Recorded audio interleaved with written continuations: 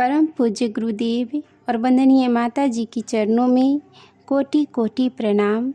आप सभी को प्रणाम। सच्ची घटना पर आधारित पुस्तक अद्भुत आश्चर्यजनक किंतु सत्य में आज हम सभी सुनेंगे। इसी बूढ़े ने बचाई थी मेरी जान। सन 1988 ईस्वी की बात है। गायत्री शक्तिपीठ पलसार की एक विशेष गोष्ठी में गायत्री महामंत्र की असीम शक्तियों पर परिचर्चा हो रही थी। धीरे धीरे परिचर्चा का विषय इस युग के अन्यतम गायत्री साधक पंडित श्री राम शर्मा आचार्य की अलौकिक क्षमताओं की ओर मुड़ने लगी। कई परिजनों ने सूक्ष्म रूप से पूज्य गुरुदेव द्वारा जीवन रक्षा किए जाने के विस्मयकारी प्रसंगों की झड़ी लगा दी। इन चर्चाओं से सभी इस नतीजे पर पहुँचे कि ऐसे अद्भुत कार्यों का संपादन या तो ईश्वर कर सकते हैं या ईश्वर के अवतार। इन चर्चाओं से अभिभूत होकर कई वृद्ध परिजनों ने एक स्वर में कहा, काश हम अभागे लोग भी अवतार पुरुष के दर्शन कर पाते। वृद्ध परिजनों की मार्मिक पीड़ा देखकर कुछ युवकों ने इन्हें हरिद्वार ले जाने का बीड़ा उठाया।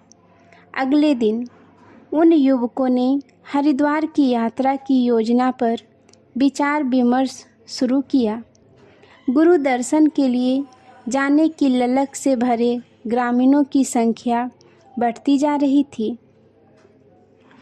600 से अधिक लोगों की सूची तैयार हो चुकी थी।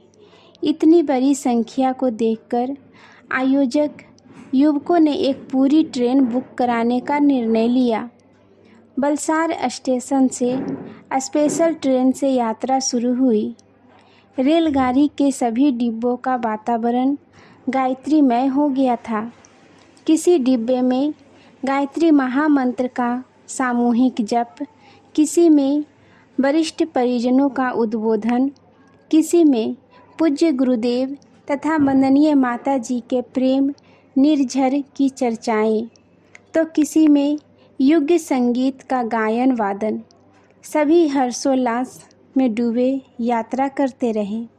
दूसरे दिन रात के 10 बजे ट्रेन दिल्ली पहुंची।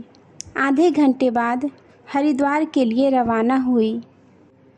ट्रेन अभी आउटर सिग्नल को क्रॉस कर ही रही थी कि बीच के एक डिब्बे से अति वृद्ध महिला जो खुले दरवाजे के पास बैठी थी, ट्रेन के तेज झटके से संतुलन खोकर नीचे गिर पड़ी। महिला के गिरते ही पूरे ट्रेन में कोहराम मच गया। बाई गिर पड़ी, बाई गिर पड़ी। शोर शराबे और अफरा तफरी के बीच एक युवक ने चेन पुलिंग की। ट्रेन रुक गई। बहुत सारे परिजन टॉर्च लेकर उतरे और बाई को खोजते हुए विपरीत दिशा में बढ़ने लगे। ये लोग कुछ ही दूर बढ़े थे कि ट्रेन की तरफ से दूसरी ट्रेन आती हुई दिखी। दिल्ली से तो वैसे भी बहुत सारी रेलगाड़ियाँ अलग अलग जगहों के लिए चलती ही रहती है। सबको यह देखकर आश्चर्य हुआ कि ग्रीन सिग्नल होने के बावजूद ट्रेन की रफ्तार कम होती जा रही है। धीरे धीरे वह दूसरी ट्रेन उस ट्रेन के सामने आकर रुक गई जो इन लोगों को लेकर हरिद्वार जा रही थी।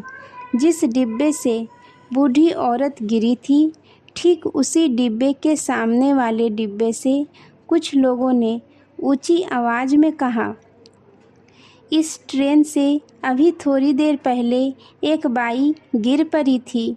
उसे हम सुरक्षित साथ ले आए हैं।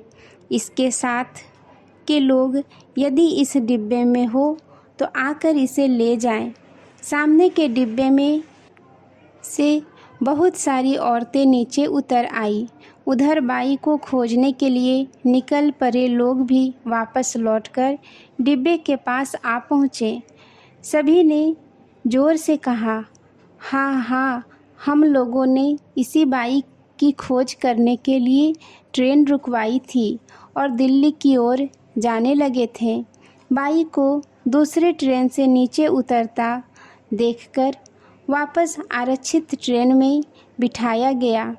बाई एकदम ठीक ठाक दिख रही थी। फिर भी कई लोगों ने जिज्ञासावश पूछा, क्या हुआ था, कैसे गिरी, कहीं चोट तो नहीं लगी? बाई ने कहा, मैं बिल्कुल ठीक हूँ, कुछ नहीं हुआ है, अचानक गिर पड़ी थी। एक बूढ़े ने मुझे गिरने से पहले ही अपने हाथों से उठा लिया और ले जाकर आराम से उस ट्रेन में बिठा दिया। ट्रेन का वातावरण एक बार फिर गायत्रीमय हो चुका था। लोग पहले की तरह गायन वादन में तल्लीन हो गए। सुबह होते होते ट्रेन हरिद्वार पहुंची। हरिद्वार से शांति कुंज पहुंचने पर सभी नहा धोकर गुरुदेव के दर्शन के लिए गए। साथ में वह बूढ़ी महिला भी थी। उसकी नज़र जैसे ही गुरुदेव पर पड़ी, वह ज़ोर से चिल्ला उठी, यही है वह बूढ़ा जिसने मेरी जान बचाई है। जब मैं ट्रेन से नीचे गिरी थी तो इसी ने मुझे अपने हाथों में संभाल कर दूसरे ट्रेन में बिठाया और फिर तुरंत गायब हो गया। पूज्य गुरुदेव के दर्शन को आए हुए सभी लोग महिला की कहानी सुनकर विस्मय विमुग्ध हो गए। गुरु सत्ता की उस असीम अनुकंपा से सभी की आंखें भर आई। आज के लिए यहीं तक। आप सभी को धन्यवाद। जय गुरुदेव।